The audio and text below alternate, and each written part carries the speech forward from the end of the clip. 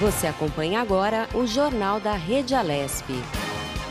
Tudo sobre o Legislativo do Estado de São Paulo.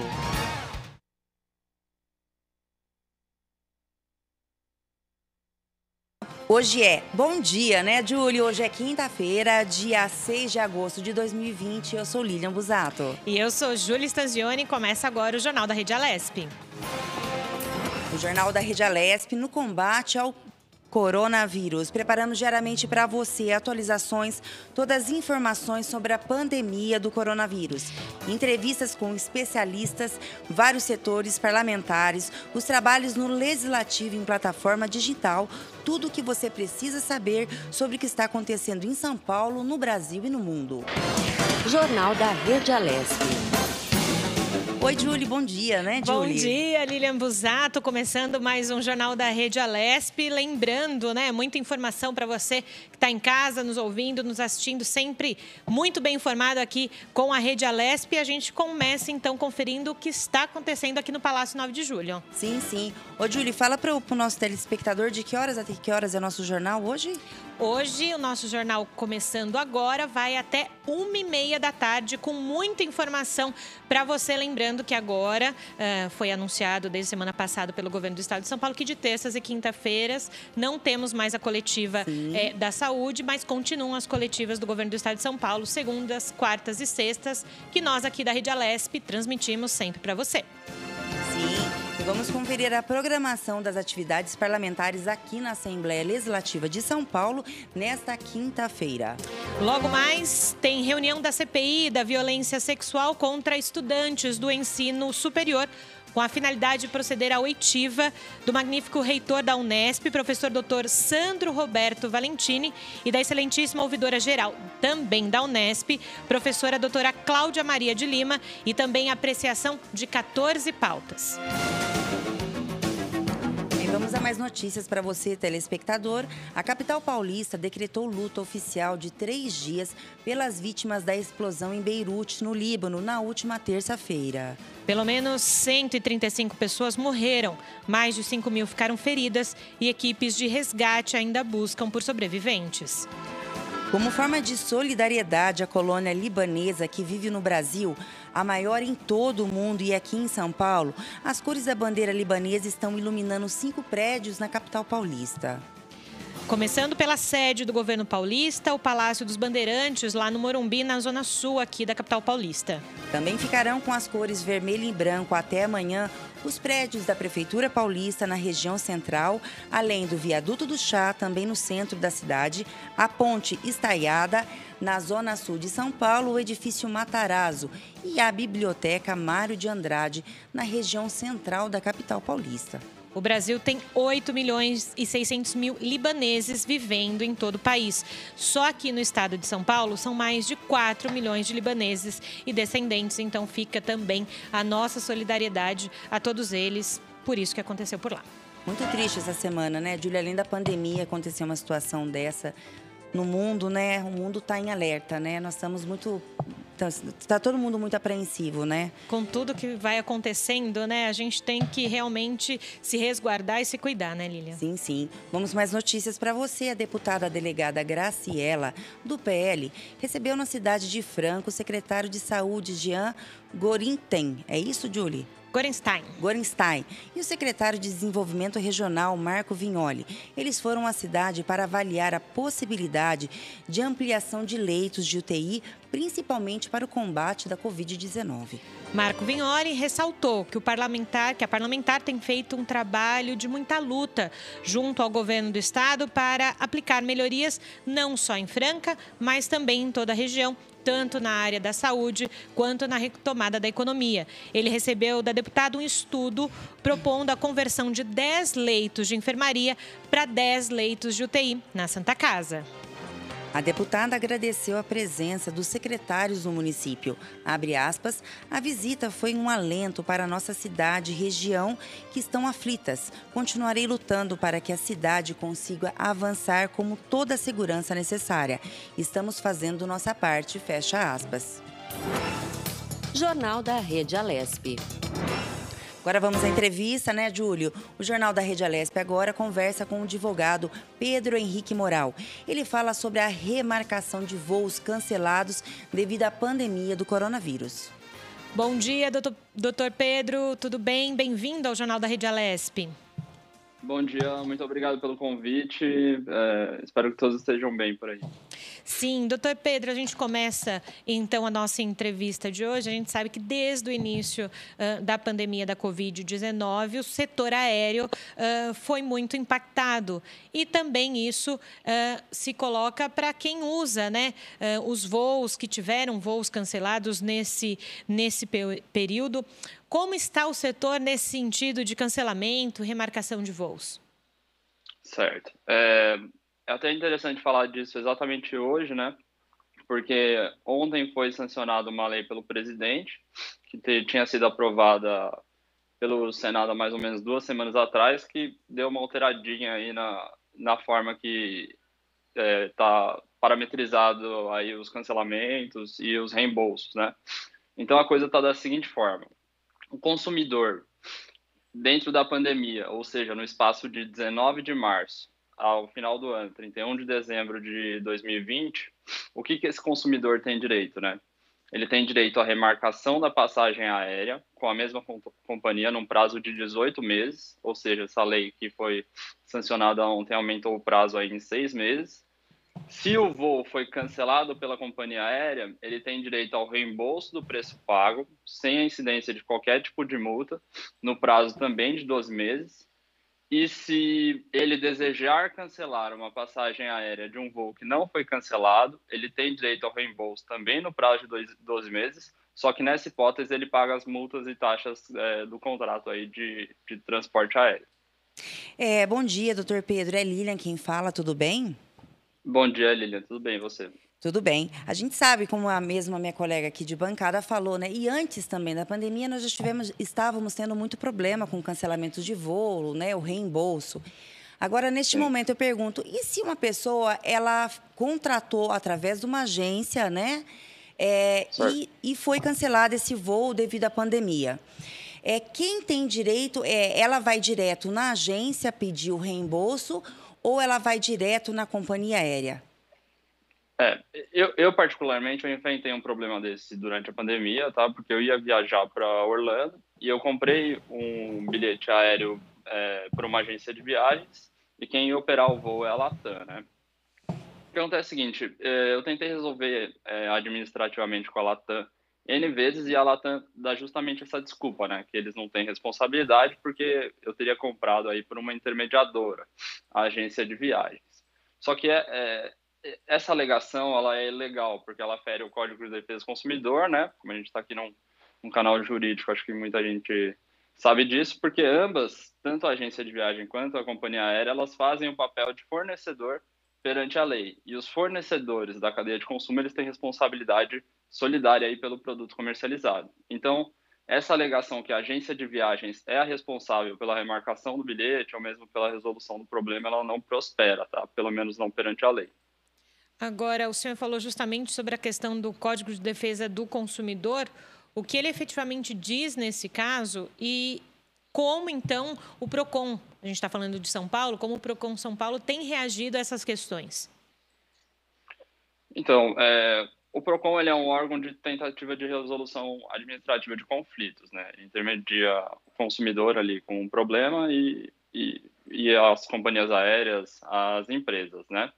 O PROCON, ele tem os pareceres dele, né? Então, constantemente ele solta ali algumas notas sobre entendimentos, mas com relação a essa responsabilidade aí solidária entre companhia e agência de viagens, não tem como fugir porque é um dispositivo legal. O artigo 14, artigo 18 do Código de Defesa do Consumidor, o mesmo artigo 3º ali vai falar sobre o conceito de fornecedor e as responsabilidades derivadas do produto ou do serviço.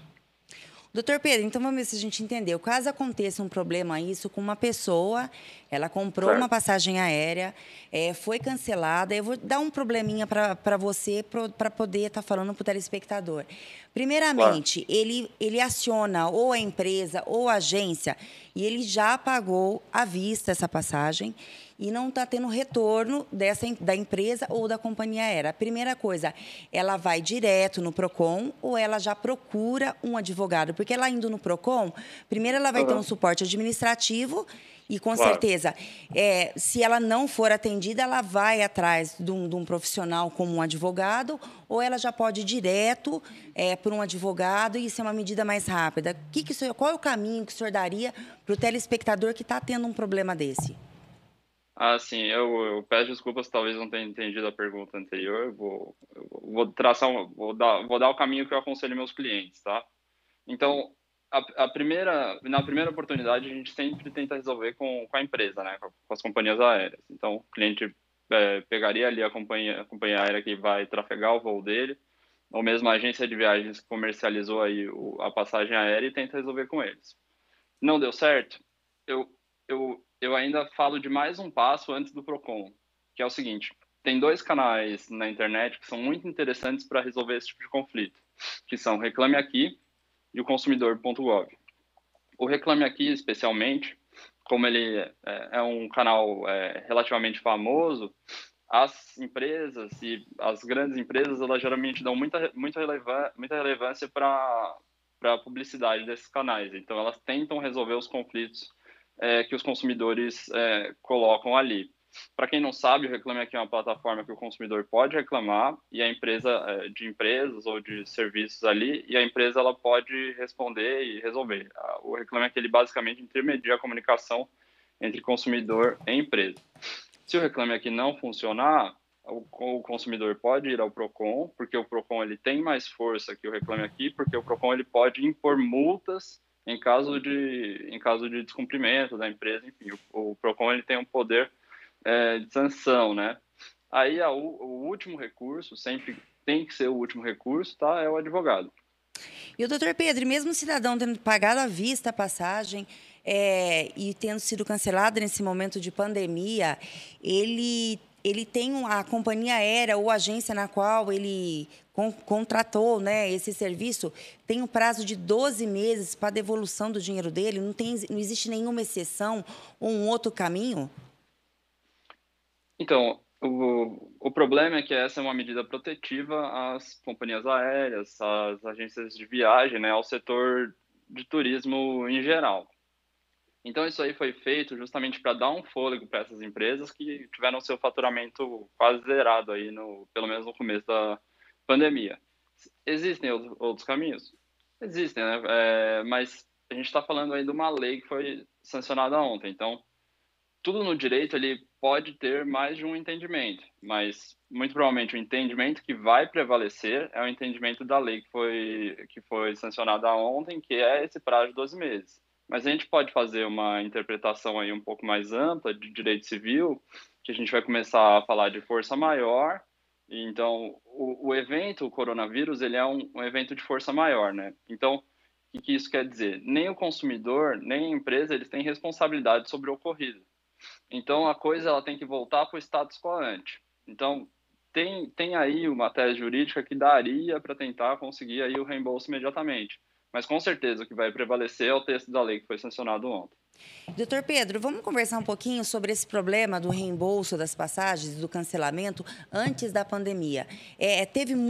Foi uma mudança drástica durante a pandemia em relação a isso, e inclusive sobre o posicionamento desses sites do Reclama Aqui e do PROCON, ou está seguindo de uma mesma maneira que, com certeza, nesse momento que nós estamos vivendo, o cancelamento de voos, de viagens, né, foi gritante, porque o turismo parou no país e no mundo, né? Qual foi a mudança mais grotesca que o senhor viu, que o senhor acabou de falar que saiu uma lei ontem, né, para proteger e dar suporte? Foi sancionada uma lei ontem para dar suporte justamente para essas empresas, né, de voo. Uhum. A mudança mais gritante foi a seguinte: pré-pandemia, em voos não afetados pela pandemia, existiam e existem, eu acho que ainda não pararam de existir, advogados que cuidavam exclusivamente de ações contra companhias aéreas. Então, ou mesmo advogados que tinham esse produto no seu portfólio, como escritório também prestava esse tipo de serviço. O que acontece é o seguinte: a companhia aérea cancelava um voo pré-pandemia, antes de tudo isso acontecer, o consumidor ia lá um dia antes do voo, ou 2 dias antes do voo, ou mesmo meses antes do voo, e descobria que seu voo foi cancelado. Esse cancelamento injustificado do voo gerava um direito a ser indenizado por danos morais. Então, o que acontecia era o seguinte: o consumidor tinha seu voo cancelado, ele entrava com um processo judicial e quase sempre ele era gratificado aí com uma indenização por danos morais, tá? Esse era o padrão. Agora, durante a pandemia, mesmo para voos anteriores da pandemia, o judiciário deu uma mudada e está muito mais severo aí ao aplicar essa indenização, tá? Inclusive, isso foi, eu não sei se eu estou me alongando, mas inclusive isso foi entendimento da lei que foi sancionada ontem, porque o que acontecia era o seguinte: o STJ ele tinha um entendimento de que cancelamento de voo gerava indenização por danos morais numa modalidade que chama in re ipsa. O dano moral na modalidade in re ipsa, o que ele é? Você não precisa provar que você teve prejuízos de ordem moral para ser indenizado. O fato por si só, ele já caracteriza uma indenização por danos morais. Então, Peraí, vocês estão vendo? Desculpa. Sim. Então, o que aconteceu foi o seguinte: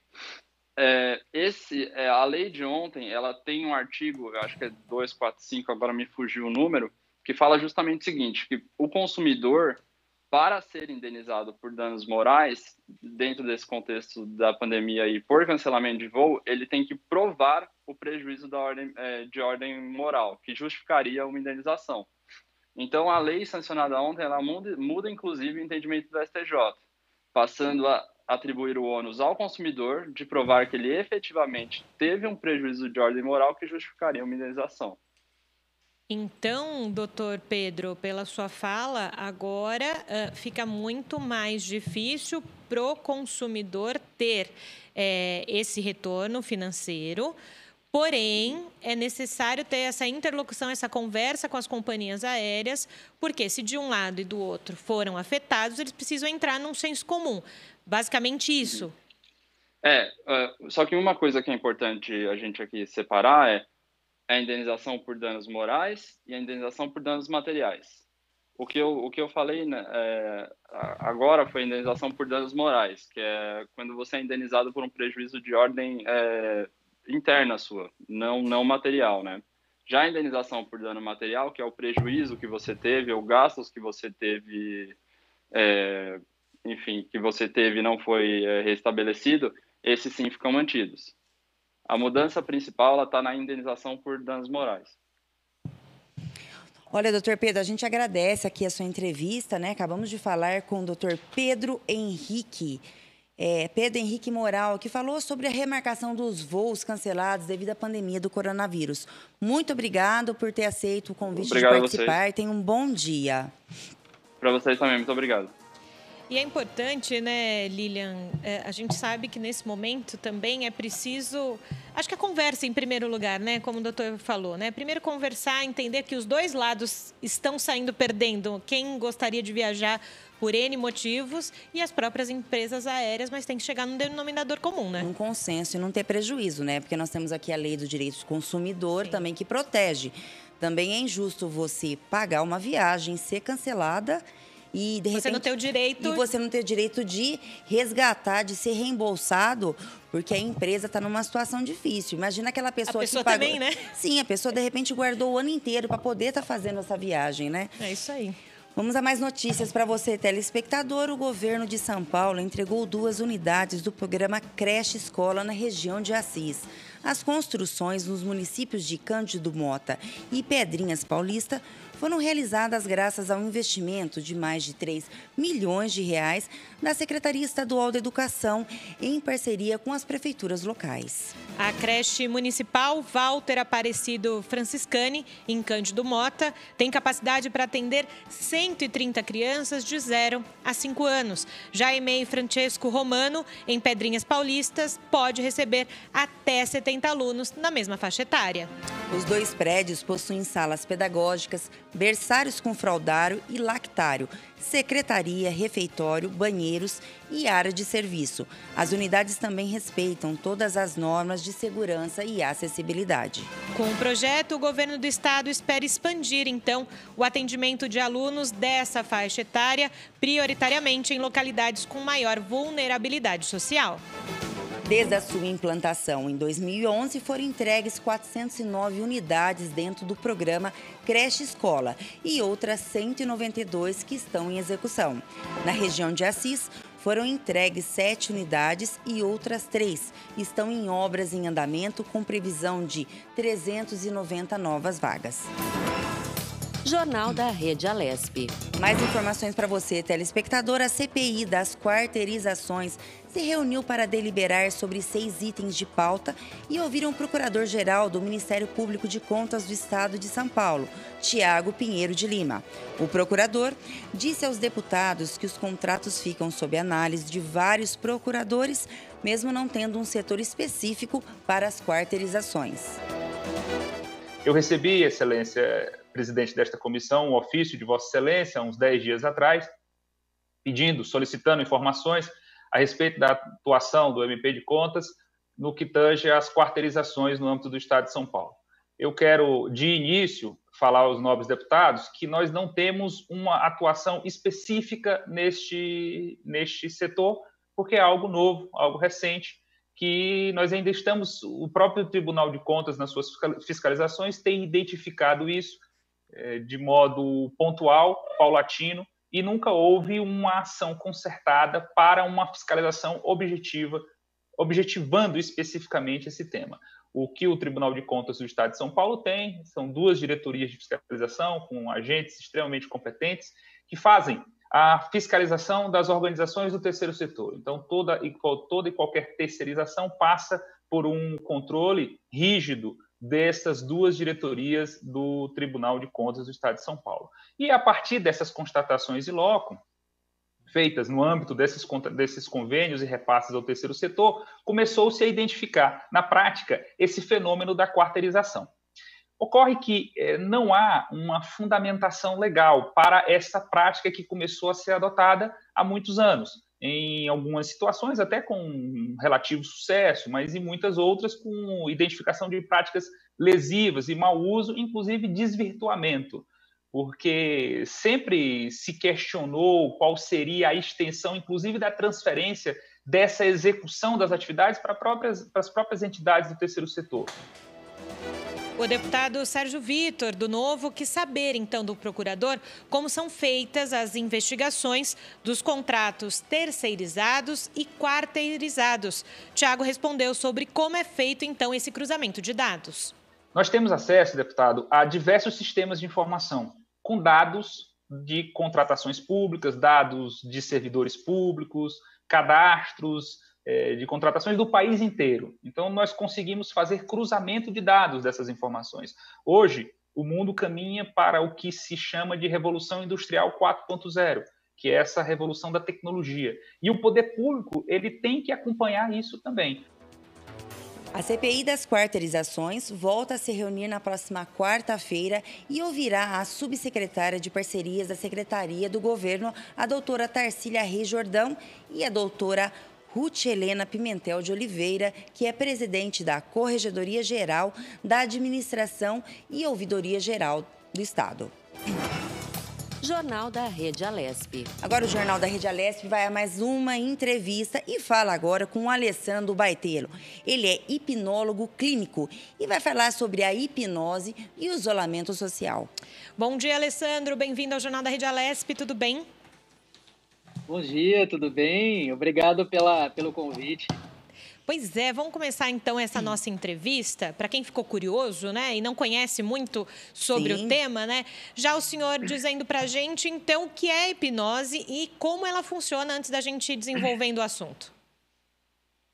Na verdade, eu vou te falar exatamente o que não é, que fica mais fácil, porque as pessoas acham que é dormir, acham que é perder o controle, acham que é desmaiar, acham que é sair do corpo e não tem nada a ver com isso. Na verdade, a hipnose ela é um estado modificado de consciência. Quer ver uma coisa? Quando você está dirigindo e que você está passando a marcha, ou o carro é automático, ou você está pegando aquele caminho e você está prestando atenção no caminho, não está prestando atenção nos detalhes, aquilo é um tipo de estado modificado de consciência, ou seja, você faz coisas no automático, né? Então, a hipnose é algo natural que acontece com a gente a cada segundo. Bom dia, quem fala é Lilian, tudo bem, Alessandro? Olá, Lilian, bom dia, tudo bem? Tudo bem. Pra gente hoje foi assim, bem curioso, né, a hipnose. Eu, como uma pessoa também totalmente ignorante no assunto, vamos só partindo da preposição seguinte, do começo. Explica pra gente o que é a hipnose, qual é o seu trabalho? É ajudar as pessoas? É a pessoa se autocurar com a hipnose. E a gente sabe que existe também, acho que uma regressão que eles falam, em tratamento psicológico, para curar feridas do passado que muitas vezes dificultam você a desenvolver durante o percorrer da vida, porque você teve problemas mal curados e a regressão que é um dos tratamentos que pode ajudar esse indivíduo. A hipnose seria parecido com uma regressão ou não? Se não, diferencia a gente os dois e explica um pouquinho para o telespectador como funciona o seu trabalho. Tá, vamos lá. A hipnose que eu faço é a hipnose clínica, tá? A hipnose clínica é o que você falou. A gente ajuda na solução de problemas emocionais, tá?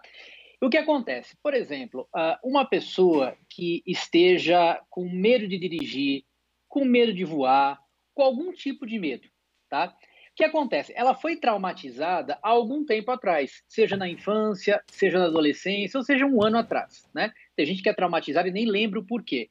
Então, nós acessamos essa mente inconsciente e lá dentro da mente inconsciente, com as técnicas de hipnose, nós fazemos uma ressignificação. Eu desenvolvi uma técnica que chama troca de cena, ou seja, eu falo com o subconsciente e digo para ele, olha, não foi bem assim que aconteceu. E a pessoa destrava, a gente chama de travas emocionais, né? Agora, existe uma outra hipnose também, que essa é uma hipnose de palco, aquela que as pessoas fazem as brincadeiras, fazem as pessoas esquecerem o nome e tal. Mas a hipnose clínica, ela é realmente isso. Agora, o que é regressão? Na verdade, se eu falar para você, Julie, pensa no que você comeu ontem, por exemplo, na hora do almoço. Você fala assim, olha, eu comi um macarrão. Isto é um tipo de regressão. O problema é que as pessoas pensam que a regressão é algo assim muito além do normal, e não é. Se eu pedir para você fechar os olhos e colocar você num relaxamento corporal, mas também eu ativo esse estado modificado de consciência do seu subconsciente, eu faço uma regressão com você. Mas, de toda maneira, sempre há regressão, porque eu tenho que ir na causa do problema, que sempre está no passado, seja um passado de 3 meses ou um passado de 10 ou 20 anos. Agora, Alessandra, muito importante essa sua fala, que existe essa hipnose que todo mundo acaba vendo, né? O de palco que você falou, que as pessoas acabam fazendo algumas coisas. É importante dizer que o que você atende é justamente essas questões emocionais. E a gente está falando de um momento de pandemia em que as pessoas estão em isolamento social e justamente esse é o nosso tema, né? O quanto a hipnose, essa prática terapêutica, ajuda as pessoas nesse momento de isolamento, porque você falou agora há pouco também de medo. E as pessoas não deixam de estar com medo do que vai acontecer. Exatamente. E daqui a pouquinho eu vou passar uma técnica de auto-hipnose, ou seja, a própria pessoa se auto-hipnotizar para, quando ela estiver com medo, pânico nessa questão da pandemia, para que ela possa se ajudar, tá bom? Mas o que acontece? Nós percebemos assim, nós temos hoje, tem uma rede de clínicas, se chama Rede Clínica da Hipnose, e nós atendemos mais de 9 mil pessoas. Para as pessoas entenderem qual é o resultado da hipnose, nós temos documentado hoje, de cada 100 pessoas, 93,6 resolvem totalmente os problemas.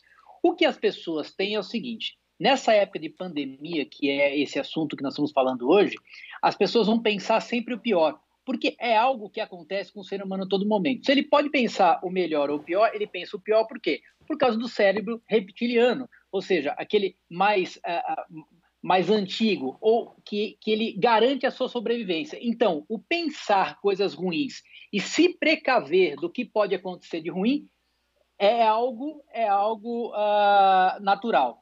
O que a hipnose pode fazer nessa época de pandemia? É que a pessoa comece a se autoconhecer, né?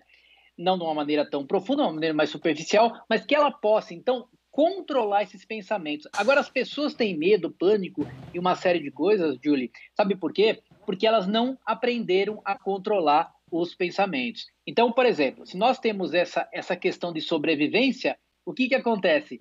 A gente quer sobreviver. Então, nós vamos pensar sempre o pior e vamos nos precaver do pior. Agora, tem uma técnica de auto-hipnose que eu posso ensinar para as pessoas aqui, e é bem simples, para que elas passem mais rapidamente por essa pandemia sem muito medo, sem muito pânico. O Alessandro, que nem nesse momento, né? O antes pandemia, eu sempre gosto de colocar do lado antes pandemia e durante pandemia. Você disse que tem várias clínicas, muitas pessoas te procuram.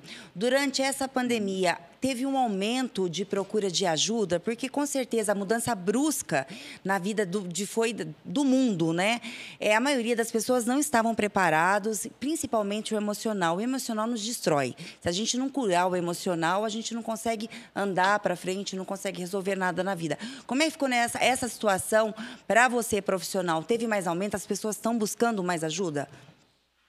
Então, estão sim, mas olha só, eu tenho clínicas físicas, né? Então, os meus hipnólogos estão assim, em vários lugares do Brasil. E a gente quase que triplicou o número de atendimentos. Aí você me pergunta assim, mas como assim? Se as clínicas estão fechadas ainda, e como que vocês estão atendendo mais? Porque nós atendemos online. Então, hoje é possível fazer hipnose, e não é hipnose à distância, é hipnose online, onde eu fico olhando para o paciente e faço o atendimento. Agora, respondendo a sua pergunta, realmente triplicou, porque as pessoas já começaram, então, a sentir esse medo, as incertezas do que iria acontecer. Agora, antes da pandemia, também. E os casos mais procurados? Ansiedade, estou falando o primeiro caso, tá? O mais procurado. Ansiedade, depois depressão, depois medo e pânico. Isso eu costumo dizer que, assim, as pessoas passam pelo médico primeiro, né? Enfim, o médico usou o medicamento, se for necessário, que o médico tem essa habilitação, mas as pessoas vêm no intuito de acelerar esse trabalho. E aí elas vêm com esses problemas e nós conseguimos, na maioria das vezes, achar uma causa emocional. Ou seja, algo que aconteceu que traumatizou essa pessoa, e aí esses gatilhos mentais, essas âncoras que estão lá, e aí, por exemplo, quando a pessoa passa por uma situação de pressão, como uma pandemia, ou um medo, ou um susto, pode disparar essa âncora nela, esse gatilho. E aí ela tem todas as sensações, principalmente do pânico. E o Alessandro, você consegue, hoje, né, está usando muito o teleatendimento. No caso da hipnose, consegue se fazer, vocês já estão também fazendo o teleatendimento à distância, somente por vídeo, ou tem que ser presencial para ter um resultado mais positivo? Então, na verdade, assim, dos 9.000 pacientes que nós atendemos até hoje, presencialmente, nós temos 93,6% de resultados. No online, Alessandro, nós temos 92%. Alessandro, Pois não? Só um minutinho, porque a gente tem que chamar aqui agora a transmissão da reunião da CPI da violência sexual contra estudantes do ensino superior, com a finalidade de proceder à oitiva do reitor da Unesp, doutor Sandro Roberto Valentini, e da excelentíssima ouvidora geral também da Unesp, a professora doutora Cláudia Maria de Lima. Então, você continua acompanhando na TV agora essa CPI, e nós aqui do Jornal da Rede Alesp continuamos o jornal pelo nosso canal do YouTube. Voltando, Alessandro? Pois não. Pode. Então, posso continuar? Sim, por favor. Então, o que acontece é o seguinte, e aí nós temos 92,3% de resultado. Quer dizer, assim, é mínima diferença. E hoje, por exemplo, os meus pacientes eu só atendo online. E a minha equipe, que hoje é composta de 23 hipnólogos, também, a maioria dos atendimentos é feita online. Então, é possível, sim, Aí as pessoas dizem assim, mas aí se cair a internet, né? E como é que é possível? Eu tenho uma técnica que se chama a play pause, que a gente consegue, então, por exemplo, o seu subconsciente, nosso subconsciente, ele é como funciona como um receptor. Então, é como se ele estivesse gravando. Eu, por exemplo, estou monitorando aqui, né? O que está acontecendo no canal do YouTube aqui para ver o que está acontecendo, e ele está gravando. Depois eu volto isso. Na questão, por exemplo, se cair a internet no momento que eu estou atendendo a pessoa, eu já instalei o play pause. E o subconsciente, quando volta, eu volto ele da onde parou, sem ele perceber que isso havia acontecido.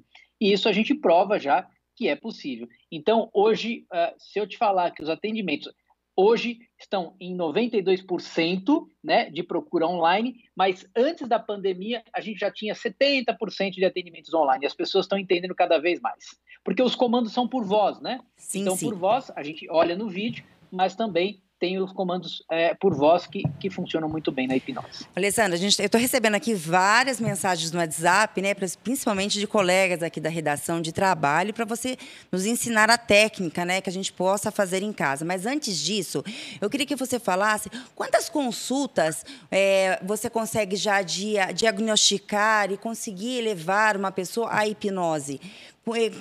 Quantos encontros a pessoa começa a conseguir chegar nesse estado hipnótico para poder começar a se autocurar? Muito bom. A pergunta é ótima, que eu vou conseguir esclarecer aqui bem.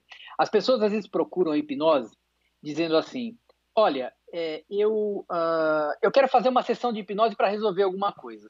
Na verdade, não existem sessões de hipnose. O que existe é um tratamento de hipnose. No nosso protocolo, que eu desenvolvi há bastante tempo já, com esse número de pacientes atendidos, nós temos 6 atendimentos, 1 por semana. O primeiro atendimento, ele é feito uma hipnoanálise, ou seja, é um mapeamento emocional. Então, eu vou entender tudo o que está acontecendo, é uma consulta de 1 hora, 1 hora e meia, com 40 a 50 perguntas. Eu entendo o que está acontecendo, ok? Entendi o que está acontecendo, e aí eu vou indicar a hipnose ou não para as pessoas. Mas o tratamento total são de 6 encontros, né, junto com esse mapeamento emocional, e agora 5 a 7% das pessoas não têm indicação, que são pessoas que estão que precisariam de uma terapia mais longa, ou a gente então indica um psicólogo, que não é para a gente naquele momento, né?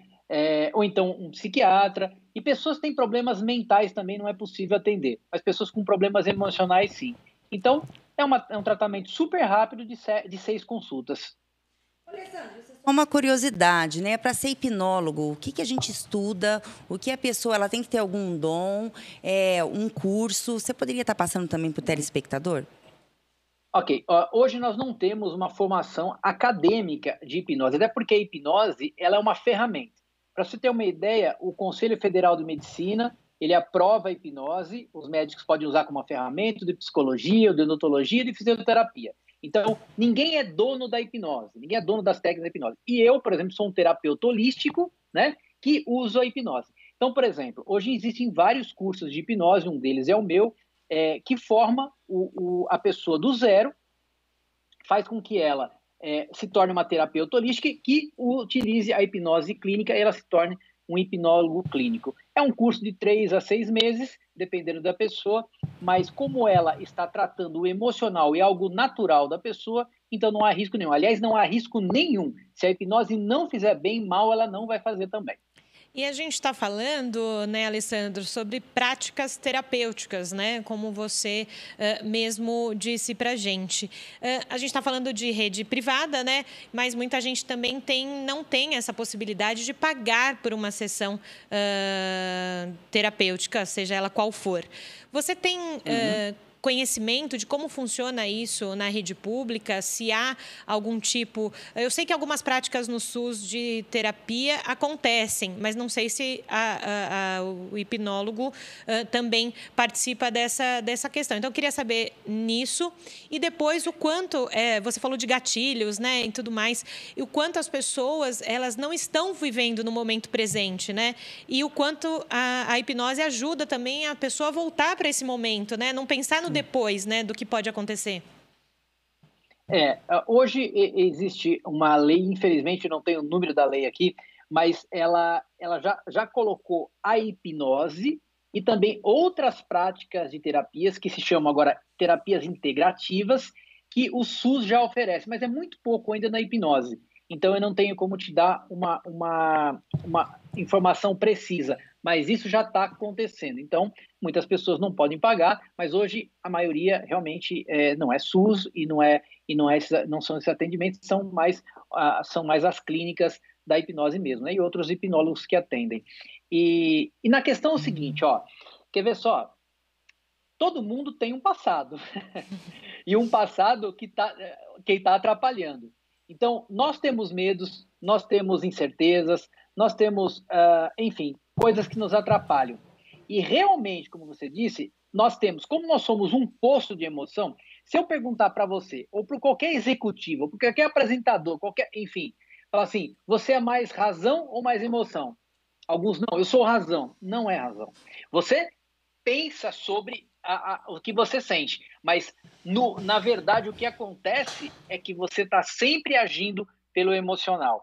E o que acontece também, as pessoas não estão vivendo o momento presente, ou elas estão no passado, ou elas estão preocupadas com o futuro. E na hipnose a gente consegue equilibrar isso, entende? Ou seja, a pessoa vai ter um autoconhecimento, e nesse autoconhecimento ela vai aprender a controlar os pensamentos, ela vai aprender o que é ontem, o que é hoje, o que é amanhã, e a gente consegue equilibrar isso. Claro que a gente tem que achar a causa, tudo tem uma causa. Qualquer problema tem uma causa, se é emocional, tem uma causa. E é lá que a gente vai. É na raiz do problema que a hipnose vai. Ô, Alessandro, me fala uma coisa, existe hipnose infantil? Existe sim.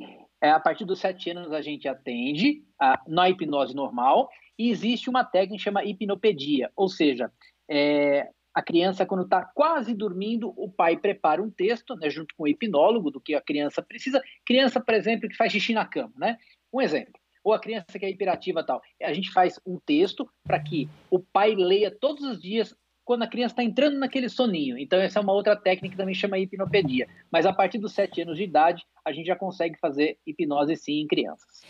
Quando você, não sei se você, com certeza já teve tido alguma experiência com hipnose infantil, o resultado ele é rápido, igual o adulto? Quem consegue, assim, receber um resultado mais rápido? A criança, vamos colocar uma criança hiperativa, ou um adulto que já tem aquela bagagem muito grande, eu acho que ele é muito mais difícil, né, de mudar a história de vida dele lá atrás, justamente aquela caixinha preta, como você mesmo falou, todo mundo tem, né? Aquela caixinha preta, o histórico de vida.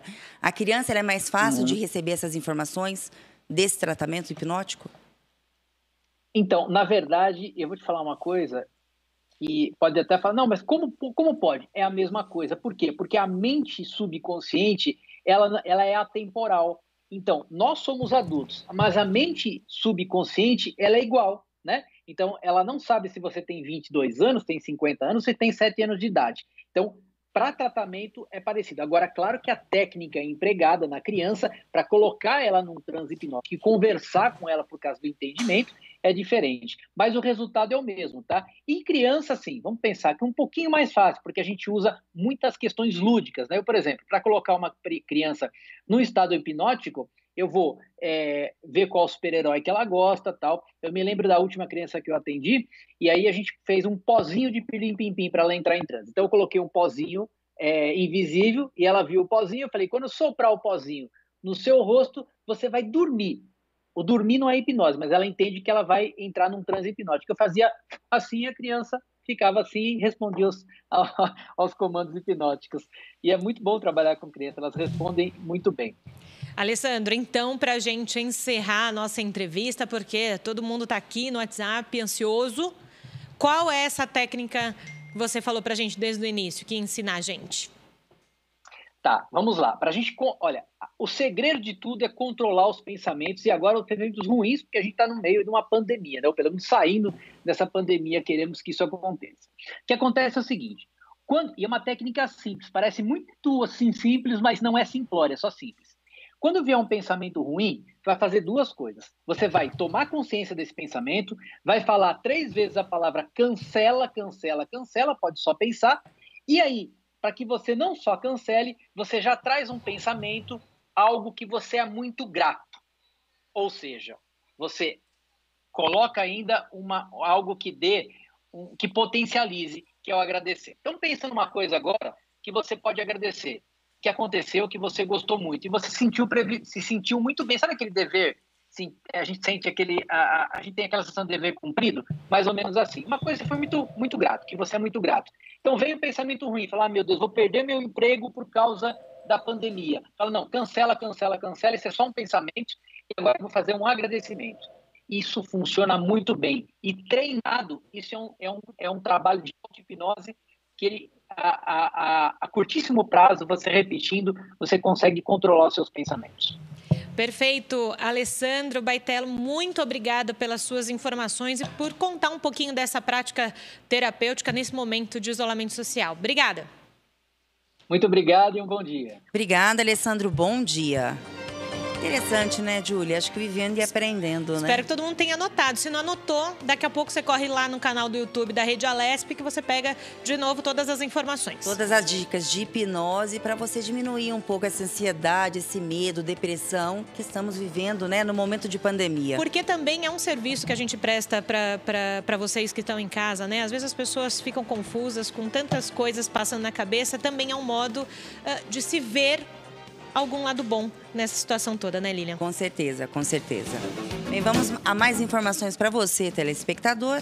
A deputada Márcia Lia, do PT, protocolou na Alesp a indicação 3035 de 2020, que solicita ao governo do estado a instalação de uma base da Polícia Militar na Avenida Teresina, que é no bairro Samarita, em São Vicente. Ela ressaltou que recebeu denúncias sobre o aumento de números de delitos na região.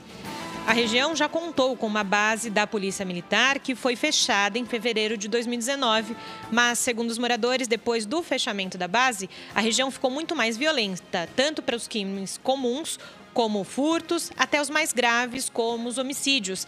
A parlamentar destacou a obrigação do Estado no combate à violência, abre aspas. A segurança pública é dever do Estado e um direito fundamental garantido à população no Brasil pela Constituição Federal. E é a polícia que esse papel está destacado, fecha aspas.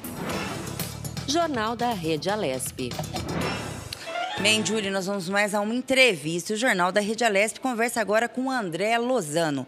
Ele é advogado, especialista em direito penal e fala sobre os 14 anos da Lei Maria da Penha. Bom dia, doutor André. Bem-vindo ao Jornal da Rede Alesp. Tudo bem? Bom dia, tudo bem? Tudo em ordem. Doutor, então, para a gente começar a nossa conversa, para contextualizar as pessoas, como era tratada, então, a violência sexual, a violência contra a mulher, antes da Lei Maria da Penha, aqui no Brasil? A violência doméstica contra a mulher, ela era tratada, basicamente, como lesão corporal, ou estupro, ou até mesmo injúrias, só que não existia uma lei, algo que protegesse a mulher previamente. O que acontece? A Lei Maria da Penha, diferente do que algumas pessoas pensam, ela não é uma lei penal, ela não estabelece penas. Ela é uma lei que eu acho que é até mais importante do que estabelecer penas, ela estabelece medidas preventivas para que a mulher ela não chegue a ser vítima de um feminicídio. Porque, em geral, o que acontece?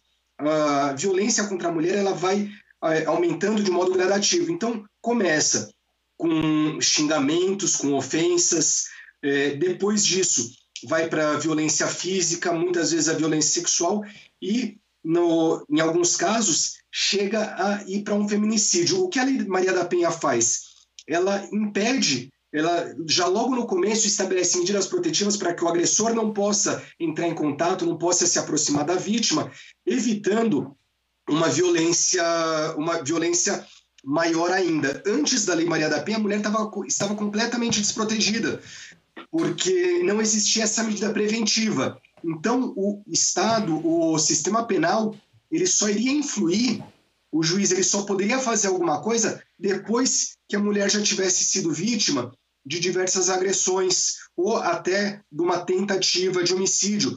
Né? Lembrando que no caso das agressões, antes da Lei Maria da Penha, ela não poderia ser o agressor ele poderia fazer uma transação penal e pagar cestas básicas e pagar uma multa, o que inclusive muitas vezes saía do patrimônio da mulher, porque como na maior parte das vezes a mulher é casada com o agressor ou vive com o agressor, muitas vezes ela era privada dos próprios bens para que o agressor pudesse pagar essa multa. Bom dia, doutor André. Quem fala é Lilian, tudo bem? Bom dia, Lilian. Tudo bem com você? Tudo bem, obrigada por ter aceito o convite para participar do nosso jornal. Doutor André, a gente sabe que a Lei 11.340 de 2006, né, intitulada como Lei Maria da Penha, ela surgiu por causa justamente da Maria da Penha. Eu gostaria que o senhor contasse um pouco para o telespectador o porquê do surgimento e quem foi essa mulher, as agressões que ela sofreu. Certo. A lei ela surgiu porque o Estado brasileiro ele foi condenado junto à Corte Interamericana de Direitos Humanos por não ter tomado atitudes para proteção da Maria da Penha, né? Maria da Penha ela foi uma mulher que foi agredida pelo companheiro, brutalmente agredida, tomou choques, teve todo tipo de violência e, inclusive, ela ficou paraplégica. Ela hoje anda numa cadeira de rodas. Por sorte, ela não faleceu, porque as agressões, em geral, as agressões que ela sofreu levam à morte. E diversas entidades de direitos humanos buscaram a Corte Interamericana para que o Estado brasileiro tomasse alguma atitude na proteção à mulher, uma vez que não é um caso isolado, né? A Maria da Penha não é apenas uma mulher que sofreu essa agressão. A violência doméstica contra a mulher existe em toda a sociedade brasileira, só que o Estado não tinha nada, não tinha nenhuma forma de prevenção para essa mulher. Apenas as prevenções normais, né? Inclusive, uma das coisas que os críticos falavam hoje, os críticos são muito menores, mas que falavam que existia uma desigualdade entre o homem e a mulher com a Lei Maria da Penha, que deveria ser aberto para todos e não apenas para a mulher, o que não corresponde à verdade. Na verdade, a mulher ela se encontra numa posição de vulnerabilidade e, a partir dessa condenação, o Congresso brasileiro ele teve que editar essa lei e tomar medidas para proteção à mulher com relação à violência doméstica, que grande parte dos estupros, por exemplo, acontecem dentro de casa. Sim. Então, com pessoas conhecidas, por exemplo. O doutor Pedro, a gente sabe que amanhã é aniversário da Lei Maria da Penha e ela faz 14 anos de existência. Falando em Lei Maria da Penha, com certeza ela intitula vários tipos de agressões, tanto morais até físicas. O senhor poderia elencar para o telespectador quais os tipos de agressões que a mulher ela pode estar sofrendo e muitas vezes ela nem sabe que aquilo é uma agressão, né? Quando a gente fala em Lei Maria da Penha, nós não estamos só falando de agressão física, né? Tem outros tipos de agressões que elencadas na lei. Eu gostaria que o senhor pudesse falar um pouquinho sobre elas. Isso aí é muito importante, porque a agressão ela começa de uma forma branda e ela vai aumentando, é o que a gente chama do ciclo de violência. Então, geralmente ela começa com uma agressão moral, com xingamentos, com ofensas, com críticas reiteradas. Não é uma briga normal, mas críticas reiteradas sempre falando que a esposa, que a namorada, que ela, por exemplo, que ela é burra, que ela se veste como uma prostituta, impedindo muitas vezes ela de utilizar aquelas determinadas roupas, de ir para determinados lugares, ofendendo reiteradamente essa mulher na frente de outras pessoas. Depois disso, muitas vezes começam as agressões físicas, né? E agressões físicas é violência física mesmo. São tapas, socos, chutes. Muitas vezes existem casos de mulheres que são amarradas, que o companheiro, o marido, dá choque nelas.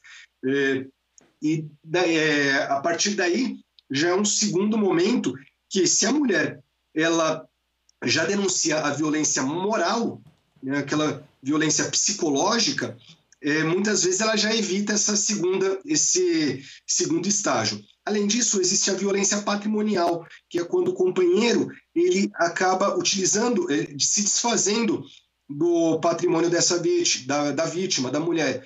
Então, imagine só que ela trabalha ela tem um notebook lá para trabalhar, ela precisa trabalhar com o notebook. Ele pega o notebook e fala, não, você não vai mais utilizar esse notebook para trabalhar. Pega para ele, vende, destrói, queima as roupas para que ela não possa sair, destrói documentos, destrói utensílios que ela gosta, quadros. E isso é violência patrimonial. A violência sexual é justamente obrigar a mulher a ter relações sexuais não consentidas, né? Lembrando que, mesmo dentro do casamento, é possível que a mulher tenha relações sexuais não consentidas. Existe, sim, o estupro dentro do casamento, que foi uma mudança ocorrida mais ou menos na década de 90. E, finalmente, no caso mais grave, existe o feminicídio, que é o homicídio praticado contra a mulher em decorrência da condição de mulher ou em decorrência da violência, de violência doméstica. E, doutor, justamente por essa questão, e nos últimos meses está em voga, né, essa questão da violência doméstica, ainda mais latente nesse momento de pandemia, até porque, com o isolamento social, infelizmente, a mulher acaba ficando dentro do seu local de casa, enfim, com o agressor.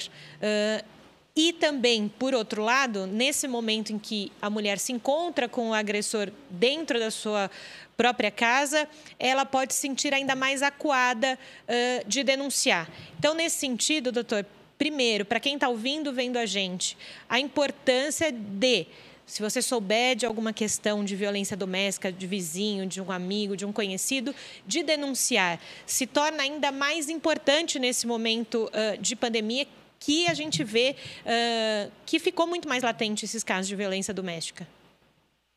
Sim, ficou muito mais latente.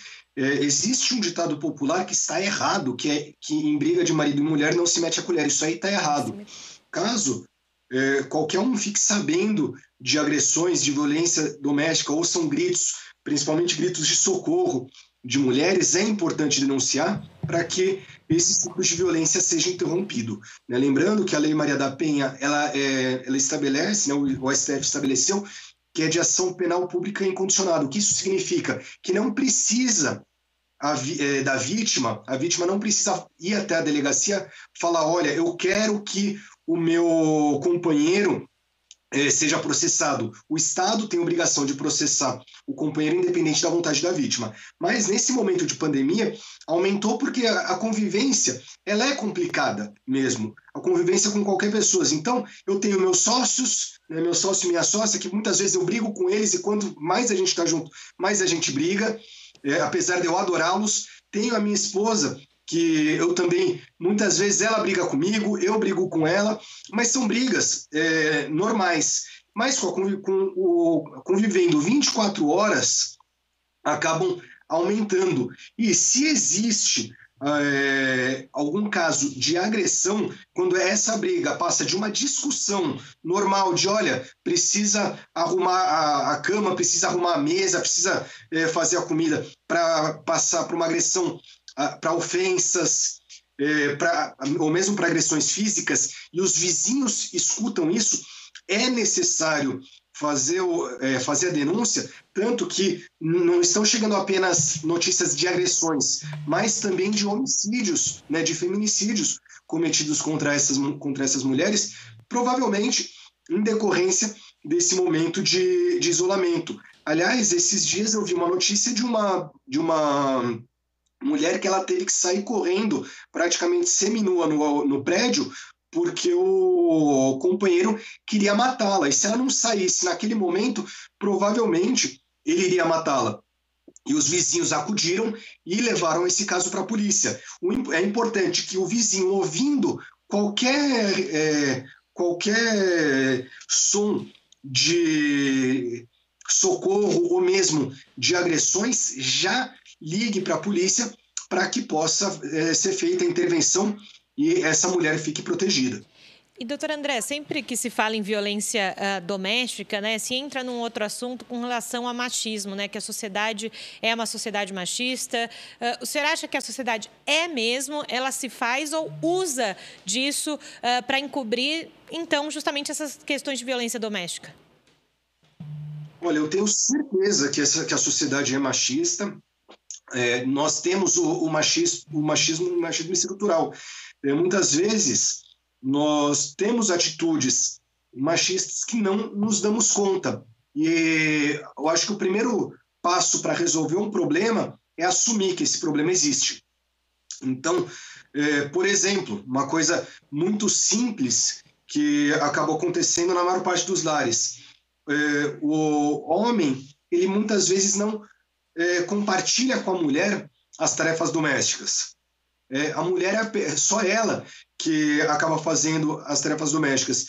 Imagina no momento de pandemia em que a mulher tem que realizar o trabalho em casa, né, o trabalho que ela realizava fora de casa, tem que cuidar dos filhos e ainda cuidar de toda a casa. Olha o trabalho desumano que ela tem que fazer. E muitas vezes o marido ou o companheiro, logo depois de terminar o trabalho, de fazer o home office, ele vai para a frente da TV e fica assistindo TV, sendo que a mulher faz todo o trabalho. Isso é um reflexo do machismo institucional que muitas vezes a gente acaba passando desapercebido, porque isso acaba sendo normal. E, obviamente, esse machismo ele também passa pela questão de dominação e o homem dominando a mulher. Pode falar. Doutor André, a gente sabe, né, desde a criação da lei, quando a lei foi criada, a mulher já estava vindo, né, buscando um espaço também no mercado de trabalho, um espaço na vida para andar do lado do homem, como vocês acabaram de falar, porque a gente vive num mundo muito machista. E com isso também, com a evolução da lei, veio sendo criadas muitas delegacias de mulheres. Você acha que com as aberturas das delegacias de mulheres, as mulheres também não ficaram mais assim, seguras de poder estar indo num lugar onde ela vai encontrar mais mulheres, ela vai sentir mais segurança, ela vai se sentir mais protegida? Olha, a criação das delegacias da mulher é importante, essa criação, mas não é suficiente. O que acontece? A parte penal, ela é importante, mas ela sozinha não vai fazer nada. A gente aqui no Brasil tem a mania de pensar que a lei resolve tudo. Não é assim. Precisam de outras medidas para implementar. Né? Daí eu vou dar um exemplo até que acontece na cidade de Embu das Artes, que é um projeto que foi feito pela Secretaria da Mulher, e pela atual gestão, eu acho que é Fernanda do Rosário, salvo engano, o nome da secretária, e ela fez o quê? Ela fez uma Casa da Mulher em que fazia a comunicação com a delegacia. Então, todos os casos que chegavam na delegacia eram informados para a Secretaria de Mulheres, eles davam assessoria para que essa mulher conseguisse um emprego, davam palestras para mostrar que ela estava sofrendo violência doméstica contra a mulher, davam suporte jurídico, não apenas na parte penal, mas eventualmente na separação, apoio psicológico, estabeleceram uma comunicação com a GCM e criaram como se fosse degraus de violência em que em alguns, a viatura da GCM passava ou uma vez por semana ou todo dia, caso aquela mulher estivesse em uma situação de violência extrema, de muita vulnerabilidade, para verificar se a medida protetiva estava sendo cumprida. E com isso, eles conseguiram reduzir entre as mulheres atendidas em Embu das Artes, eles reduziram para 0 o número de feminicídios. Então, a delegacia da mulher é importante, mas mais importante que isso é dar suporte psicológico, dar suporte material, conseguir, inclusive, um emprego para essa mulher, porque muitas vezes a vítima de violência doméstica, ela continua naquela situação de violência porque ela não tem como sair financeiramente, ela não tem para onde ir. Né? Existem diversos projetos, por exemplo, em Paraisópolis existe um projeto muito bom que se chama Mãos de Maria, que começou para atender mulheres vítimas de violência doméstica, porque lá em Paraisópolis, a Elisandra e a Juliana notaram que aquelas mulheres que eram vítimas, muitas vezes elas não saíam de casa porque elas não tinham emprego. Então, deram aulas, deram um curso de culinária e, posteriormente, empregavam essas mulheres para que elas tivessem como ter o ganha-pão e conseguir quebrar aquele ciclo. Sem que seja pensado questões psicológicas, questões econômicas, a gente vai progredir muito pouco, não por outro motivo, que a redução dos homicídios contra mulheres foi muito pequeno desde que entrou em vigor a Maria da Penha, porque foram poucas as cidades, foram poucas os projetos que iam além do penal. E além do penal é muito importante nesse momento. O doutor André, vamos inverter um pouco a situação, isso só por curiosidade também, o telespectador que está nos assistindo. O homem sendo agredido verbalmente por uma mulher ou sendo agredido também fisicamente. A mulher ela vai ser tipificada no Código Penal ou o homem vai entrar na Lei Maria da Penha como vítima? Ele pode ter isso também? Ele pode entrar na Lei Maria da Penha ou ele entra na tipificação de artigos do Código Penal? É importante a gente dizer que tanto o homem quanto a mulher, eles entram na tipificação do Código Penal, só que com a violência doméstica contra a mulher, a pena é maior. E a mulher recebe a proteção, as medidas protetivas da Lei Maria da Penha, que não são previstas no Código de Processo Penal ou no Código Penal. Então, o homem ele não pode pedir aquelas medidas protetivas, ele não tem direito. Aquelas medidas protetivas, elas são voltadas especificamente para as mulheres, porque entende-se que a mulher, por conta do histórico da nossa sociedade, não só da sociedade brasileira, mas do mundo inteiro, que a mulher se encontra numa situação de vulnerabilidade. Então, aliás, é importante dizer que é para toda mulher, não só a esposa ou companheira, pode ser filha, pode ser mãe, pode ser sobrinha, prima, toda mulher que está numa situação numa situação doméstica, de convívio afetivo, ela tem o direito a essa proteção. O homem, ele não tem o direito a essa proteção, mas, obviamente, caso ele seja agredido, ele pode se dirigir a uma delegacia e representar para que a mulher seja processada. Então, um marido que sofra uma agressão, né, imagine que a mulher jogue água quente enquanto ele esteja dormindo, né, que é algo comum de acontecer, principalmente com mulheres, mas que também acontece com homens. Nesse caso, o homem ele poderia procurar uma delegacia e fazer um boletim de ocorrência por lesão corporal e representar para que a mulher seja processada. Agora, desculpa, doutor, pode continuar. Não, era isso. Doutor, é importante também a gente destacar, até numa fala anterior do senhor, o senhor comentou justamente que quando se tem uma situação, a gente precisa falar sobre isso, né? E numa casa de leis como a Assembleia Legislativa, tem-se falado e tem-se feito eventos sobre a questão da Lei Maria da Penha, antes mesmo da pandemia ser instituída aqui no estado de São Paulo. Nós tivemos um seminário com relação à Lei Maria da Penha aqui na Assembleia Legislativa de São Paulo.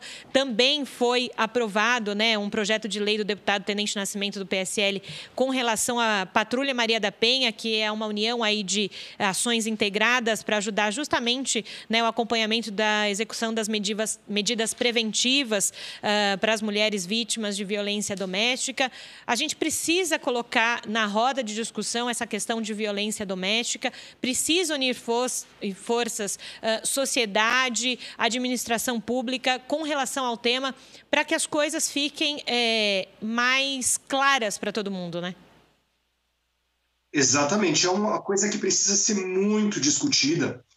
A gente precisa colocar o dedo nessa ferida, porque senão essa violência vai continuar e vai continuar de forma muito grande. No Brasil, inclusive, é importante a gente saber que a gente muitas vezes tem uma visão do Brasil errada.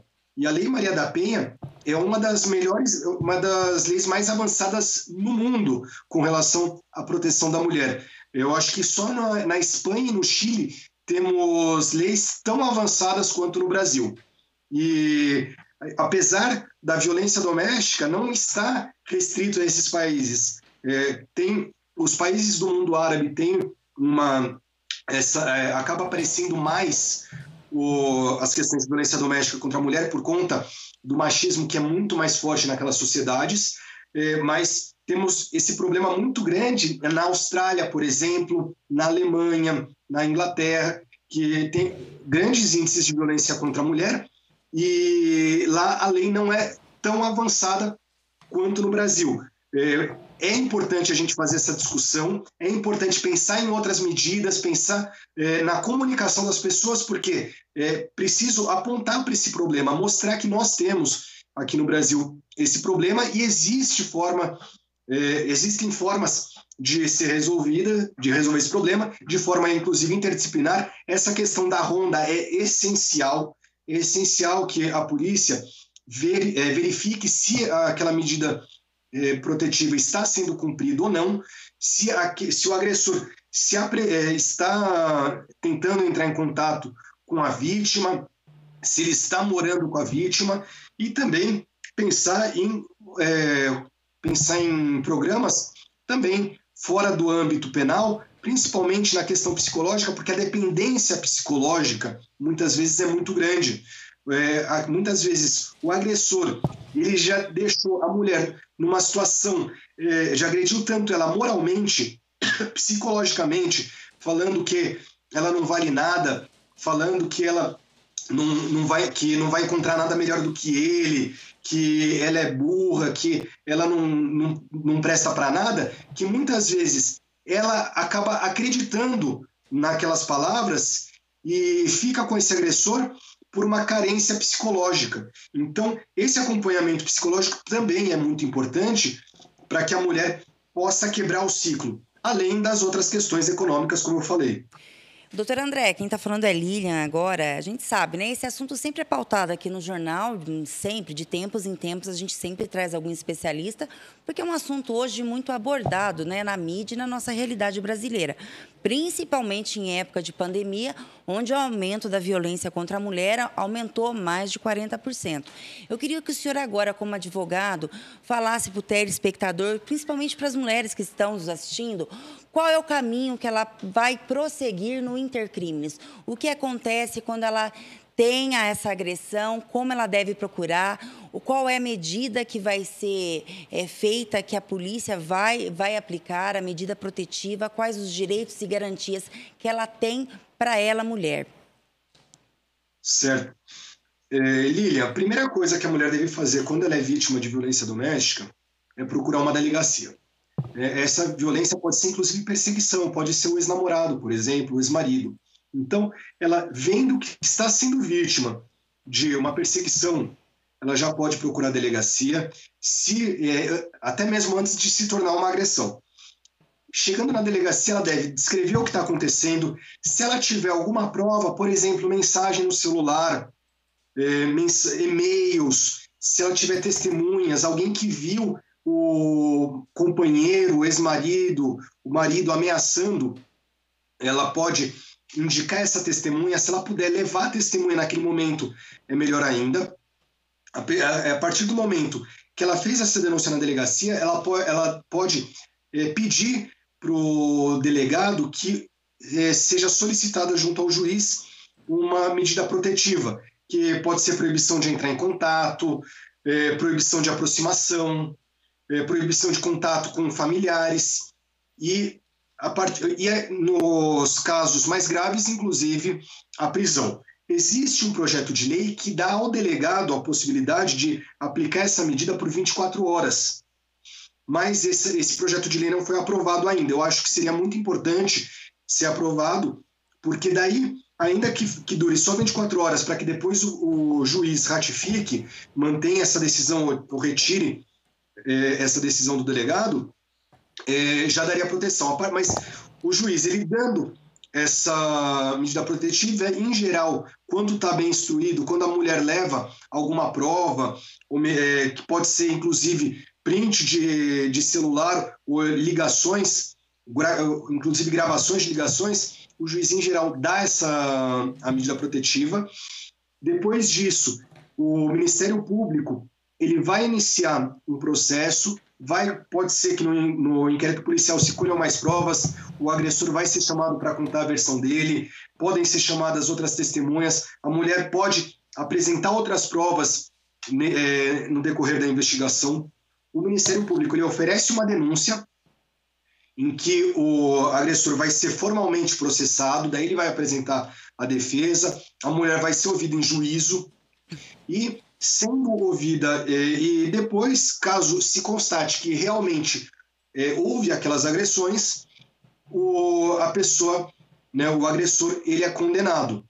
E essa condenação ela não pode ser substituída por medidas restritivas de direitos, né? Porque, como eu falei muitas vezes, o homem ele pagava a cesta básica, pagava uma multa e esse dinheiro era retirado, inclusive, da mulher. Agora, é muito importante também a vítima de violência doméstica saber que, depois de na delegacia foi dada a medida protetiva e o agressor não está cumprindo as medidas, é muito importante que ela, no momento que o agressor esteja descumprindo aquelas medidas, ela ligue para o 190, ligue para a polícia para que aquele agressor possa ser preso em flagrante, caso esteja descumprindo as medidas, e caso não seja possível fazer isso naquele momento, porque, por exemplo, pode ser que ele esteja mandando mensagens, mas que ela se dirija novamente à delegacia com os documentos relativos à medida protetiva em mãos, para que fale, olha, o agressor está descumprindo as medidas, e, assim, o juiz possa, inclusive, se for o caso, determinar a prisão do agressor. Bem, doutor André, eu agradeço a entrevista, né, e ter participado aqui do Jornal da Rede Alesp. Muito obrigada e tenha um bom dia. Bom dia, doutor. Bom dia, muito obrigado. Bom dia. Importantes esclarecimentos e sempre essa é a nossa prestação de serviço aqui na Rede Alesp, levar você a melhor informação, né, Lilian? Com certeza, com certeza. Vamos a mais notícias, né, Julie? Aqui da Casa Parlamentar. Daqui da Casa Parlamentar, a deputada Marçali está cobrando do governo do estado a regulamentação do projeto de lei de sua autoria, que ele cria uma linha de crédito emergencial para pequenos produtores rurais e quilombolas no período da pandemia. Por meio do requerimento de informação 471 de 2020, a parlamentar solicitou prazo para liberação das linhas de crédito e microcrédito emergenciais destinadas aos pequenos produtores, cooperativas e associações, conforme previsto pelo artigo 28 da Lei Estadual 17.268 de 2020. A ideia da parlamentar é criar uma alternativa de crédito para os pequenos produtores, já que os bancos privados e particulares não estão liberando empréstimos e demais créditos em meio à crise econômica. De início, segundo a proposta da deputada Marçali, seriam disponibilizados 50 milhões de reais em créditos para os pequenos produtores se recuperarem a sua capacidade, então, aí, de produção de alimentos e, consequentemente, garantirem o abastecimento de alimentos para a população o mais rápido possível. Bem, Julie, vamos a mais notícias agora sobre o estado, né? Bares, restaurantes, padarias e estabelecimentos que oferecem refeições passam a funcionar a partir de hoje até às 10 da noite no estado de São Paulo. O anúncio foi feito pelo governador João Dória na coletiva de imprensa realizada ontem lá no Palácio dos Bandeirantes, que é a sede do governo paulista. O governador explicou que para atender a nova determinação é preciso que o município esteja há pelo menos 2 semanas na fase amarela do plano Flexibilização de São Paulo. O horário de funcionamento continua sendo, então, de 6 horas diárias. A nova regra vai atender mais de 200 mil estabelecimentos em todo o estado, que empregam mais de 800 mil funcionários.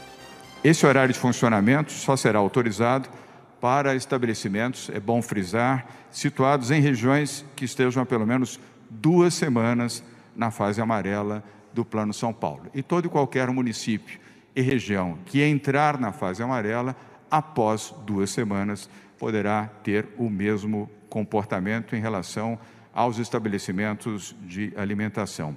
E fica a critério de cada estabelecimento determinar se fará 6 horas corridas, ou 3 e 3 horas, ou a forma que julgar conveniente, desde que no limite de 6 horas e desde que no limite de 40% de ocupação do seu espaço sentado.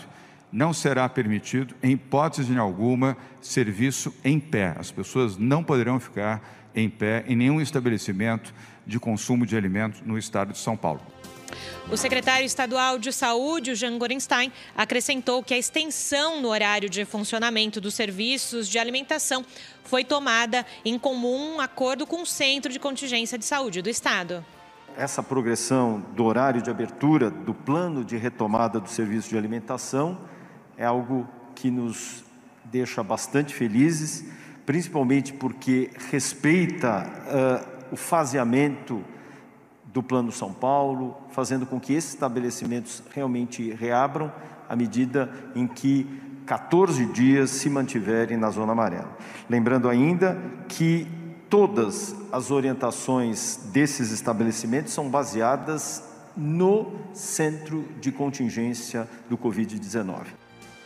O prefeito de São Paulo, Bruno Covas, falou sobre um novo projeto, o de aproveitamento de mesas nas calçadas. O projeto experimental vai ser desenvolvido na região central da capital, abrangendo 4 ruas onde funcionam 32 restaurantes. Esse projeto piloto vai permitir à Prefeitura de São Paulo definir e testar regras para a ocupação das calçadas, visando esse compartilhamento entre o uso das cadeiras e os pedestres. Vai permitir também o atendimento às normas de higiene, de limpeza e de distanciamento social. E, é claro, ampliar a capacidade de atendimento dos bares e restaurantes. Nesse projeto piloto, nós vamos autorizar o uso do passeio público, das áreas destinadas a estacionamento de carros, para que esses estabelecimentos possam, através de parklets ou outros instrumentos, construírem espaços para aproveitamento desses locais. Durante a coletiva, o governador anunciou que até o próximo sábado, dia 8, mais 5 centros de pesquisas começarão a fazer os testes com a vacina Coronavac. Nesta fase, o Hospital das Clínicas da Unicamp, em Campinas, a Universidade de Brasília, no Distrito Federal, o Hospital das Clínicas da Universidade Federal do Estado do Paraná, o Hospital São Lucas, da Pontifícia Universidade Católica do Rio Grande do Sul, em Porto Alegre, a Faculdade de Medicina de São José do Rio Preto, aqui em Rio Preto, no interior do estado de São Paulo. Chegamos, assim, a 10 centros com pesquisa em andamento, com profissionais da saúde. Ao todo, são 12 centros selecionados para a realização da terceira e última fase de testes da vacina Coronavac em 9.000 voluntários. São Paulo já realizou mais de 2 milhões de testes para detectar a Covid-19. Aumentou de 900 para 21 mil testes diários. O estado representa 25% do total de testagem em todo o Brasil. Ainda na coletiva de imprensa, o governador João Dória ressaltou que as medidas de segurança na saúde adotadas no estado pouparam mais de 200 mil vidas. E São Paulo registra a cura da Covid-19 de mais de 380 mil pessoas. O governador também lembrou que o estado apresenta uma queda no número de internações em UTIs e também de óbitos pelo coronavírus. Nós estaríamos hoje com mais de 222 mil mortes se não tivéssemos tido o cuidado, o zelo ao compor este Comitê de Saúde, o Centro de Contingência Covid-19, e respeitar a sua orientação ao longo destes 5 meses. Precisamos levar a curva para baixo e, para isso, precisamos também da população, daqueles que estão em casa nesse momento nos assistindo, para a sua própria proteção, a proteção das suas famílias e dos seus amigos e vizinhos. Jornal da Rede Alesp. Ô, Júlia, a gente estava agora lendo as notas, né? E o governador, que muito legal, está reabrindo agora os restaurantes à noite, né? A gente tem que falar muito para o telespectador, você que está nos assistindo, que o isolamento social continua. Vocês têm que ter a responsabilidade de usar máscaras, de saírem protegidos, não ficar em lugares que tenha muitas pessoas, porque isso aí, senão nós podemos voltar para trás, né? Como acontece em muitas cidades, né, Julie? É isso mesmo, Lília. É importante fazer essa ressalva de que apesar de estar reabrindo economicamente o Estado, voltam os bares e restaurantes num período que as pessoas gostam de ir, que é mais para o final de tarde, à noite. É preciso ficar atento. Não adianta você também sair, ir se divertir, porque já ficou em casa e não aguenta, não quer ficar mais em casa, e acabar contribuindo para que essa pandemia retorne aí naquela curva, né, que tanto se foi falado, volte a subir. Uma coisa é reabertura econômica, outra coisa é responsabilidade que nós, enquanto indivíduos, pelo menos no meu entendimento, Lilian, nós temos que ter. Sim, isso. Conscientização. Você, eu, o telespectador, nós temos que ter conscientização que estamos ainda no meio da pandemia. E ela só vai acabar com a criação da vacina, que já estão sendo testadas, são várias, né? E vamos torcer para que isso logo aconteça. Enquanto não acontecer, não vamos esquecer, nós continuamos ainda em um período de pandemia. E também importante lembrar, né, que se a pessoa não se sentir segura em ir a esses locais, não vá. Não é porque um ou outro está indo, né? Tem muita essa questão social. Ah, não, mas meu amigo, meu vizinho, meu familiar foi. Eu quero ver como é. Se você não se sentir seguro, continua no seu delivery, continua pedindo. Não vai sair de lá. Com certeza, com certeza. Vamos a mais notícias para você que está nos assistindo. Um novo teste para detectar a Covid-19 mais rápido e barato está sendo desenvolvido por pesquisadores da Universidade Pública de Campinas, a Unicamp. Chamado de CoronaYest, os responsáveis pela pesquisa afirmam que o teste pode detectar o vírus em levedura, que ganharia uma cor vermelha ao confirmar a infecção por meio de análises e amostras de saliva ou de material coletado no nasofaringe dos pacientes. A equipe já pediu a patente da invenção, que garante exclusividade para explorar comercialmente o teste, mas ainda busca financiamento de cerca de R$1 milhão para levar o produto no mercado em até 6 meses.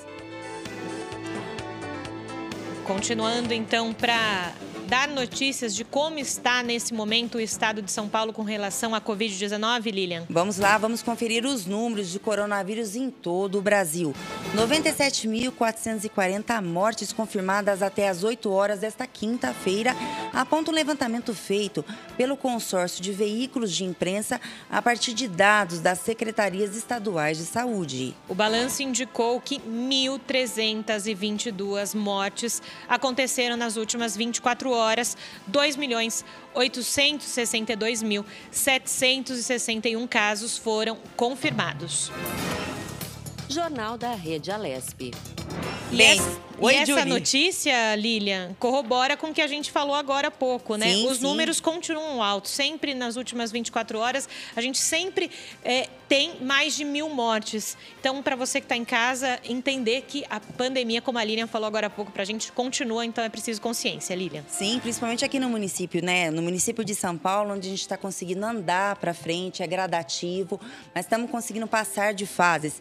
Se a gente não ter a conscientização, vai acontecer como muitos municípios menores, acabou o quê? Retrocedendo, indo para a fase vermelha novamente. Você que está aí, tenha consciência que nós estamos no meio de uma pandemia, vamos respeitar os protocolos e tentar sempre pensar no nosso próximo, porque você pode não ser grupo de risco, mas alguém que está do seu lado pode ser o grupo de risco e você pode matar essa pessoa por você não ter consciência da pandemia que ocorre no mundo. Agora, Júlia, a gente vai dar um giro informativo via Skype, né, com os nossos repórteres, trazendo muitas notícias durante esta edição do Jornal da Rede Alesp. E agora quem fala com a gente é a nossa colega Melissa Araújo. Bem-vinda, Melissa, ao Jornal da Rede Alesp desta quinta-feira. Quais as informações que você traz para a gente agora? Bom dia, Júlia. Bom dia, Lilian. Tudo bem por aí? Bom dia, Melissa. Tudo bem? Eu estou acompanhando agora a CPI que trata da violência sexual entre universitários. no ensino superior, né? A gente recebe hoje na CPI, de maneira virtual, o reitor da Unesp, o reitor geral da Unesp e a ouvidora geral também.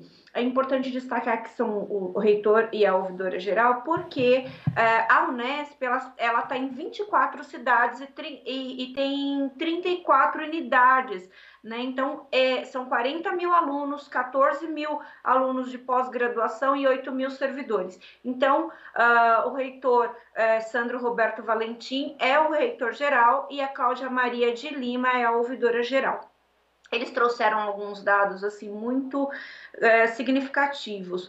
Num levantamento que o reitor fez, ele identificou que nos Estados Unidos, por exemplo, 11% das estudantes calouras das universidades já sofreram algum tipo de violência, de agressão sexual, né? Então, é um número muito alarmante. E por conta desse estudo dos Estados Unidos, eles voltaram a atenção para os calouros, né? Eles verificaram que esse número que foi identificado nos Estados Unidos é uma tendência. Então, a universidade adotou várias medidas aí para tentar coibir esse tipo de crime. E é importante fazer uma observação aqui, que essa mudança mais drástica da universidade se deu a partir de 2014, quando aconteceu aqui na Assembleia Legislativa a CPI do trote. Então, quando eles vieram para essa CPI, eles observaram que havia algumas falhas aí dentro da estrutura da universidade e que precisariam mudar. Uma das falhas, por exemplo, era que a ouvidoria tinha apenas uma unidade para todo esse contingente de estudantes. E aí havia uma dificuldade muito grande, porque tem unidade que está numa ponta do estado e a outra está na outra ponta. Então, como é que a ouvidoria ia ter uma proporção do que realmente está acontecendo dentro daquela unidade? Então, por isso, em função disso, eles descentralizaram a ouvidoria e agora temos 34 ouvidores na Unesp. Eles fizeram alguns levantamentos aí e criaram, não só, essa ouvidoria, ela segue leis estaduais e municipais, só que a própria universidade criou as suas leis. Por exemplo, não pode trote dentro da universidade. Quando o estudante chega no primeiro ano da Unesp, ele recebe um telefone de denúncia e aí ele pode dizer, olha, tem uma festa e que essa festa teve alguma coisa inadequada e aí a universidade vai apurar e vai punir. Então, a partir do momento em que ele passa a fazer parte da comunidade escolar da Unesp, da comunidade acadêmica da Unesp, o aluno tem essas orientações para que se mantenha o nível, o controle dessa questão que é muito grave, né? Foi proibido, então, os trotes, e aí eles criaram o Disque Trote e também chamaram os pais para que os pais entendessem que a educação, principalmente para esse tipo de coisa, né, para entender, por exemplo, que não é não, vem de casa. Então, a interação da universidade com os pais também tem dado bons resultados, e foi uma das medidas que foi adotada depois de 2014, depois da CPI dos trotes da Assembleia. A proibição de bebidas alcoólicas na universidade, todas as festas que acontecem dentro da universidade não pode ter bebida alcoólica. Existem exceções? Sim, só que é necessário fazer uma solicitação antecipada para a universidade e eles vão avaliar qual a bebida que vai poder e em que proporção vai poder. Então, e é tudo muito monitorado, então não é simplesmente pedir que vai poder fazer uso da bebida. E aí eles criaram vários dispositivos. Então, eles criaram um grupo de trabalho para prevenção da violência, eles criaram um observatório de direitos humanos para que as pessoas entendam os direitos fundamentais das pessoas, fortalecimento das comissões de prevenção à violência e ética da Unesp, asseguraram um nome social, que também é uma questão bastante delicada aí, e que muda também a visão aí das pessoas que que circulam na universidade. Então, eles foram os primeiros, uma das primeiras universidades a adotar essa questão do nome social. Tem também o projeto Bem Viver para todos e para todas, né, de convívio ali entre a comunidade acadêmica. E, por fim, eles criaram um guia de prevenção ao assédio sexual, que é um guia que é distribuído na universidade com o que é considerado assédio sexual dentro da universidade e aí como que isso é punido também pela instituição. Então, isso foram medidas que eles foram adotando ao longo do tempo. Ainda assim, neste ano, eles já tiveram 6 casos de violência. No ano passado, 15 casos, só especificamente de violência sexual. Ainda pode parecer, para 40 mil estudantes, um número baixo, mas se você for pensar que são 40, que são 6 mulheres que vão carregar um trauma, então é um número alto, né? É um número considerável. Então, ainda assim, a universidade está atenta e é importante foi importante começar pela Unesp, que tem uma abrangência tão grande no estado, para que a gente entenda como é que funciona o mecanismo de uma universidade tão grande, né? E que é possível, obviamente, que em universidades menores que sejam criados também dispositivos para coibir esse tipo de crime, né? Então, eles também trouxeram um estudo do Instituto Avon. Esse estudo do Instituto Avon, eu estou citando ele aqui porque ele foi incluído aí na abertura dos trabalhos da CPI. O Instituto Avon, ele cuida dessa questão da violência, ele estuda essa questão da violência contra a mulher já há muito tempo, e nesse estudo do Instituto, eles identificaram que 69% dos estudantes consultados já sofreram algum tipo de violência sexual ou de assédio dentro do ambiente universitário. É muita gente. E desse número, 23%, isso eu já falei isso em outras entradas aqui, porque isso é chocante. 23% dos homens consultados nessa pesquisa disseram que não acharam que a violência praticada contra uma mulher alcoolizada seja crime. Melissa. Isso é muito, muito sério. Então, por isso, inclusive, que a universidade foi nesse ponto, na bebida alcoólica, porque a bebida alcoólica você perde ali a consciência, então quer dizer, a vítima não responde por si. Então, devo voltar ainda mais tarde para contar um pouquinho mais. Agora, nesse momento, a ouvidora está falando, né? O reitor fez a sua explanação, agora é o momento da ouvidora e em seguida a gente vem para as perguntas dos deputados. Então, devo voltar ainda durante essa edição do jornal. Eu devolvo para vocês aí no estúdio. Melissa, e até dentro disso que você está falando, né, de usar nesse momento a Unesp para se entender como uma grande instituição trabalha esse tema, né? É importante a gente dizer para quem está em casa, e você faz muito bem isso, quais os depois, né, da CPI, o quanto uma CPI ela pode, para que lá na frente se tenha um projeto de lei com relação a algo que eles perceberam durante esses esclarecimentos. Então, eu queria que você contasse um pouquinho sobre isso.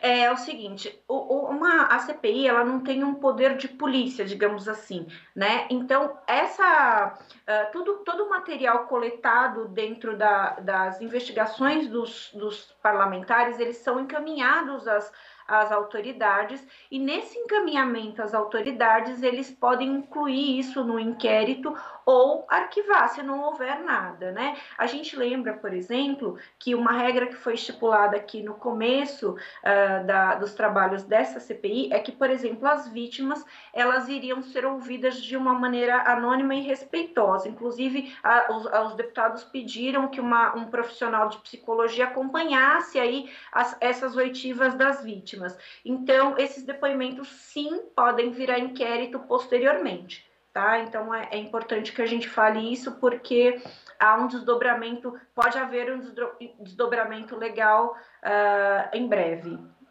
Perfeito. Essa nossa repórter Melissa Araújo acompanhando a CPI nesta quinta-feira e sempre muito bem informada do que acontece aqui no Palácio 9 de Julho, né, Lilian? Sim, senhora. Vamos mais algumas notícias?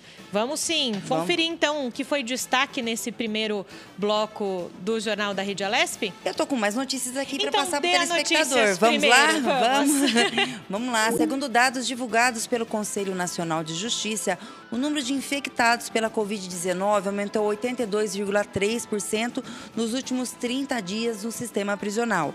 Até o momento, são 150 mortes e 19.683 casos. Esse levantamento divulgou que apenas 21 estados apresentaram medidas de combate à propagação do novo coronavírus. Os tribunais de justiça de 26 estados disseram que foram testados cerca de 3,5% da população carcerária. Já entre os servidores, mais de 18% deles foram testados. Somados, foram quase 50 mil testes feitos. O Departamento Penitenciário Nacional disse que nos últimos 7 dias, mais de 2.500 testes deram positivo para a Covid-19. O maior número de infectados estão nos estados de Mato Grosso do Sul, Pernambuco, Santa Catarina e São Paulo. O estado de São Paulo mudou o método de contagem, já que agora também aplica os testes rápidos. O objetivo é buscar os assintomáticos e diminuir a propagação do vírus.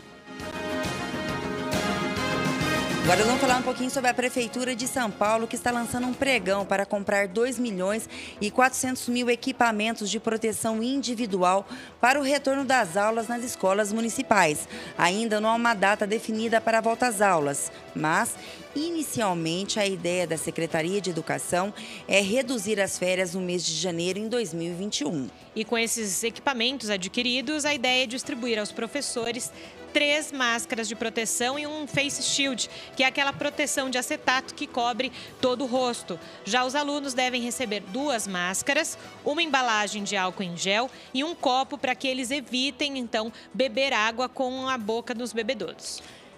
Bem, agora a gente vai conferir o destaque que marcou esse primeiro bloco do Jornal da Rede Alesp. Júlia, a capital paulista decretou luto oficial de 3 dias pelas vítimas da explosão em Beirute, no Líbano, na última terça-feira. Pelo menos 135 pessoas morreram, mais de 5.000 ficaram feridas. Como forma de solidariedade, a colônia libanesa que vive no Brasil, a maior em todo o mundo, aqui em São Paulo, as cores da bandeira libanesa estão iluminando 5 prédios na capital paulista. Bem, Júlio, o Jornal da Rede Alesp informando tudo o que está acontecendo na luta e prevenção contra o contágio do coronavírus. Faz um rápido intervalo. A gente dá uma paradinha no próximo bloco, muito mais informação para você.